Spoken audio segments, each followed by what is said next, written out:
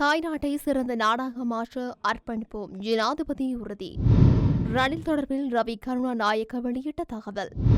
உயிர்த்த ஞாயிறு தாக்குதலுக்கும் எனக்கும் தொடர்பில்லை, சிவனேசத்துறை சந்திரகாந்தன் விளக்கம். அனுரகுமார திசாநாயக்கவை பாராட்டிய ரணில் தரப்பு எம்பி. நாடளாவிய ரீதியில் விசேட சுற்றி வளைப்பு. சஜித் தரப்பின் தேசிய பட்டியலில் இருந்து இறுதி நேரத்தில் நீக்கப்பட்ட பெயர். பாகிஸ்தானில் துப்பாக்கிச்சூடு, 42 பேர் உயிரிழப்பு. ராணுவத்தினர் வெளியேறிய காணியில் வளங்கள் அளிப்பு. தாய்நாட்டை சிறந்த நாடாக மாற்றுவதற்கு ஒன்றிணைந்து செயல்படுமாறு அனைத்து அரசு ஊழியர்களுக்கும் அழைப்பு விடுப்பதாக ஜனாதிபதி அனுரகுமார திசாநாயக்க தெரிவித்துள்ளார். அக்ரகொட பாதுகாப்பு படை தலைமையக வளாகத்தில் அமைந்துள்ள பாதுகாப்பு அமைச்சராக கடமைகளை பொறுப்பேற்ற போதே ஜனாதிபதி இதனை தெரிவித்துள்ளார். பாதுகாப்பு அமைச்சுக்கு வருகை தந்த ஜனாதிபதிக்கு அங்கிருந்த ஊழியர்களினால் மகத்தான வரவேற்பு அளிக்கப்பட்டது. அதனைத் தொடர்ந்து பாதுகாப்பு அமைச்சின் தற்போதைய செயற்பாடுகள் மற்றும் எதிர்கால செயல்பாடுகள் தொடர்பில் முப்படைகளின் தளபதி மற்றும் பாதுகாப்பு அமைச்சின் பிரதானிகளுடன் ஜனாதிபதி கலந்துரையாடினார். சிறந்த ஆட்சியை உருவாக்குவதற்காக புதிய அரசாங்கம் அர்ப்பணிப்புடன் செயல்படுவதாகவும் நாட்டை கட்டியெழுப்பும் வேலை திட்டத்தில் அனைவரினதும் ஆதரவை எதிர்பார்ப்பதாகவும் ஜனாதிபதி தெரிவித்துள்ளார். அரசியல் அமைப்பிடம் சட்டங்களிலும் எத்தகைய சட்ட ஒழுங்குகள் இருந்தாலும் மக்களின் அதிகாரம் தான் பலமாக உள்ளது என்பதை வலியுறுத்திய ஜனாதிபதி கடந்த ஜனாதிபதி தேர்தல் மற்றும் பொது தேர்தலில் வழங்கப்பட்ட ஆணைகளின் கட்டமைப்பு மற்றும் வடிவங்களை பார்க்கும்போது அவர்களின் எதிர்பார்ப்புகள் பிரதிபலிக்கின்றன என்றும் தெரிவித்தார். புதிய ஜனநாயக முன்னணியின் தேசிய பட்டியல் உறுப்பினராக என்னை நியமித்ததற்கு ஐக்கிய தேசிய கட்சியின் 99% ஆதரவு கட்சியில் இருக்கும் ஒரு சிலர் இந்த விடயத்தில் ரணில் விக்ரமசிங்கவை பணைய கைதியாக வைத்திருக்கின்றனர் என புதிய ஜனநாயக முன்னணியின் நாடாளுமன்ற உறுப்பினர் ரவி கருணாநாயக்க தெரிவித்துள்ளார். தேர்தலின் போது புதிய ஜனநாயக முன்னணி கட்சியில் போட்டியிட்ட கட்சிகளுடன் மேற்கொண்ட ஒப்பந்தத்தின் அடிப்படையிலேயே புதிய ஜனநாயக முன்னணியின் தேசிய பட்டியலுக்கு எனது பெயரை கட்சி செயலாளர் இருந்தார். ஒப்பந்தம் தொடர்பில் தெரியாத ஒரு சிலரே இந்த விடயம் தொடர்பில் தேவையற்ற கருத்துக்களை தெரிவித்து வருகின்றார்கள். கட்சியின் செயலாளர் சாமல பெரேரோ சாதாரண ஒருவர் அல்ல.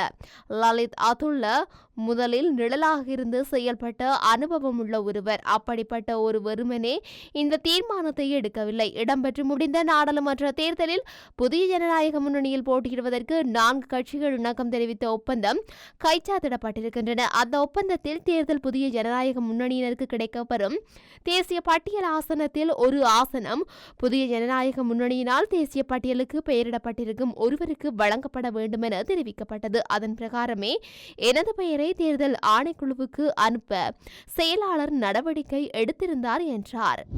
நல்லாட்சி அரசாங்கத்தை மக்கள் 2018 ஆண்டிலேயே புறக்கணித்து விட்டனர். அதனாலேயே அவ்வாண்டு இடம்பெற்ற உள்ளூராட்சி மன்ற தேர்தலில் ஸ்ரீலங்கா பொதுஜன பெரமுன வெற்றி பெற்றது. எனவே கோட்டபாய ராஜபக்சவை ஆட்சியில் அமர்த்துவதாக உயிர்த்த ஞாயிறு தாக்குதல் மேற்கொள்ளப்பட்டதாகவும் நான் சிறையில் இருந்து கொண்டு சதித்திட்டம் தீட்டியதாகவும் முன்வைக்கப்படும் குற்றச்சாட்டுகள் அடிப்படையற்றவை என முன்னாள் ராஜாங்க அமைச்சர் சிவனேசத்துறை சந்திரகாந்தன் தெரிவித்துள்ளார்.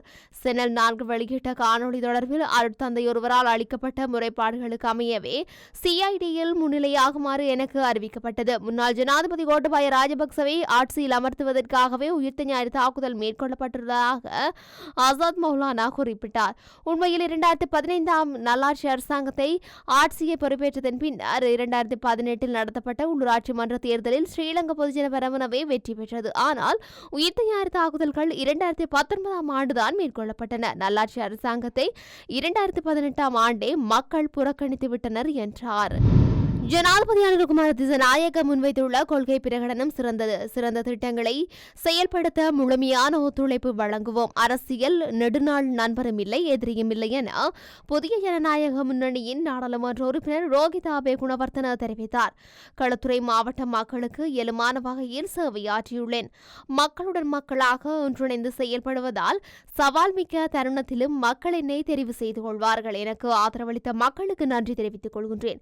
ஜனாதிபதி அனுரகுமார திசாநாயக்க முன்வைத்துள்ள கொள்கை பிரகடனம் சிறந்தது. நடைமுறைக்கு சாத்தியமான பல திட்டங்களை முன்வைத்துள்ளார். நாட்டுக்கு நன்மை பயக்கும் சிறந்த திட்டங்களை நிபந்தனையற்ற வகையில் முழுமையான ஒத்துழைப்பு வழங்குவோம். ஸ்ரீலங்கா பொதுஜன பெரமுனவின் தேசிய அமைப்பாளர் நாமல் ராஜபக்ச எனது சகோதரர் போன்றவர். எதிர்க்கட்சியாக செயல்படுவது குறித்து கலந்துரையாடியுள்ளோம். ஆட்சியில் இருப்பதும் எதிர்க்கட்சியில் இருப்பதும் நமக்கு புதியதொரு விடயமல்ல. கட்சி என்ற ரீதியில் வேறுபட்டிருந்த ரணில் விக்ரமசிங்கவுடன் நாட்டுக்காக கைகோர்த்த நாங்கள் நமது அரசியல் கட்சியான பொதுஜன பெரமுனவுடன் மீண்டும் ஒன்றிணைவது பாரியதொரு விடயமல்ல. அரசியல் நெடுநாள் நண்பரும் இல்லை, எதிரியும் இல்லை. நாட்டின் நலன் கருதி அரசாங்கம் எடுக்கும் சிறந்த தீர்மானங்களுக்கு நிபந்தனையற்ற வகையில் ஒத்துழைப்பு வழங்குவோம். நாட்டுக்கு எதிரான செயல்பாடுகளுக்கு கடுமையான எதிர்ப்பு தெரிவிப்போம் என்றார். நாடளாவிய ரீதியில் விசேட சுற்றிவளைப்புகள் மற்றும் விசாரணை நடவடிக்கைகள் ஆரம்பிக்கப்பட்டுள்ளதாக நுகர்வோர் விவகார அதிகார சபை தெரிவித்தது. எதிர்வரும் பண்டிகை காலத்தை முன்னிட்டு இந்த சுற்றிவளைப்பு மற்றும் விசாரணைகள் மேற்கொள்ளப்படவுள்ளன. எதிர்வரும் ஜனவரி மாதம் 15ஆம் தேதி வரை இந்த சோதனை தொடரும் எனவும் கூறப்பட்டது.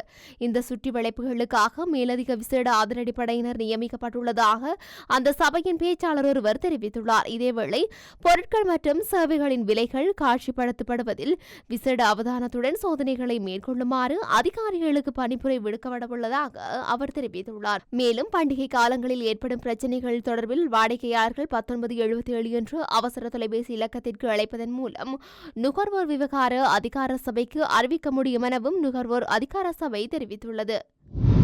ஐக்கிய மக்கள் சக்தியின் தேசிய பட்டியலில் இருந்து தனது தந்தை லக்ஷ்மண் கிரியல்லவின் பெயர் நீக்கப்பட்டுள்ளதாக நாடாளுமன்ற உறுப்பினர் சமுத்திரனி கிரியல்ல குற்றம் சுமத்தியுள்ளார். தனது தந்தை தேசிய பட்டியலுக்கான வேட்புமனுவில் கையெழுத்திட்டதாகவும் ஆனால் அவரது பெயர் இறுதிப் பட்டியலில் இருந்து நீக்கப்பட்டது எனவும் அவர் கூறியுள்ளார். எனினும் கண்டி மாவட்டத்திலிருந்து 21 வருடங்களாக நாடாளுமன்றத்தில் பெண்களுக்கான பிரதிநிதித்துவம் இல்லாத பின்னணியில்தான் வெற்றி பெற்றமை தொடர்பில் மகிழ்ச்சியடைவதாக அவர் தெரிவித்துள்ளார். மேலும் கண்டி மாவட்டத்தில் ஐக்கிய மக்கள் சக்தி சார்பான தலைமைத்துவத்தை ஏற்க தயாராக இருப்பதாகவும் அவர் தெரிவித்துள்ளார்.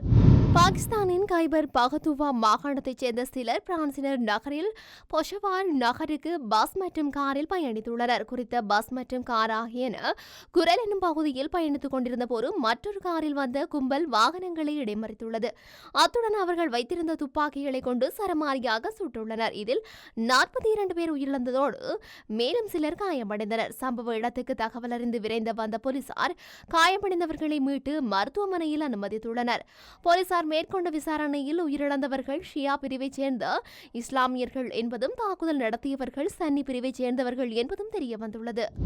முல்லைத்தீவு மாவட்டத்தில் புதுக்குடியிருப்பு பிரதேசத்திற்குட்பட்ட மன்னகண்டல் வசந்தபுரம் கிராமத்தில் நிலை கொண்ட ராணுவத்தினர் கடந்த தீபாவளி அன்று காணியினை விட்டு வெளியேறியுள்ள நிலையில் அங்கு ராணுவத்தினரால் பாதுகாக்கப்பட்டு வளர்க்கப்பட்ட தேக்க மரங்கள் அறுக்கப்பட்டு ஏற்றப்பட்டுள்ளது. வசந்தபுரம் கிராமத்தில் விடுதலை புலிகளின் வளாகத்தினை பண்ணையாளர்களாக காணப்பட்ட 20 ஏக்கர் காணியில் 2009ஆம் ஆண்டு போர் முடிவடைந்த பின்னர் ராணுவத்தினர் முகாம் அமைத்து வசித்து வந்துள்ளார்கள். இந்த நிலையில் 14 ஆண்டுகளின் பின்னர் 28/10/2024 அன்று ராணுவத்தினர் வெளியேறிய நிலையில் மன்னகண்டல் வசந்தபுரம் கெருமடு மக்களால் கட்டிய பொருட்கள் உடைக்கப்பட்டு தேவைக்காக ஏற்றிச் சென்றுள்ளார்கள். இந்த நிலையில் குறித்த காணொலியில் பயன்தரு தென்னை மரங்கள் மற்றும் வேப்பமரம் தேக்க மரங்கள் அதிக அளவில் காணப்படுகின்றன. ஆனால் தற்போது 25 வரையான தேக்கு மரங்கள் அறுக்கப்பட்டு சட்டவிரோதமான முறையில் ஏற்றப்பட்டுள்ளது. இதுகுறித்து மக்கள் சம்பந்தப்பட்ட திணைக்கள அதிகாரிகள் நடவடிக்கை எடுக்கவில்லை என கவலை தெரிவித்துள்ளனர். சட்டவிரோதமாக மரம் ஏற்றுபவர்கள் குறித்த காணியின் அருகில் போராடு காணப்படுவதால் வெள்ளப்பெருக்கினை தடுப்பதற்காக மரங்கள் நாட்டப்பட்டு வளர்க்கப்படுகின்றன. ராணுவத்தினர் இருக்கும்போது பாதுகாப்பாக காணப்பட்ட இந்த மரங்கள் தற்போது சட்டவிரோதவாசிகளால் வெட்டப்பட்டு குற்றிகளாக ஏற்றப்பட்டுள்ளமையினால் காணக்கூடியதாக இருக்கின்றது. இதுகுறித்து பிரதேசவாசிகளிடம் கேட்டபோது இவ்வாறு சட்டவிரோதமாக மரம் ஏற்றுபவர்கள் தொடர்பில் போலீசார் மற்றும் சம்பந்தப்பட்ட திணைக்களத்தினர் ஏன் அக்கறை காட்டவில்லை, உடனடியாக இதற்கு நடவடிக்கை எடுக்க வேண்டும் என்று அங்குள்ள ஏனைய இயற்கை வளங்களான மரங்களை பாதுகாக்கும் நடவடிக்கை எடுக்க வேண்டும் என்றும் தெரிவித்தார்.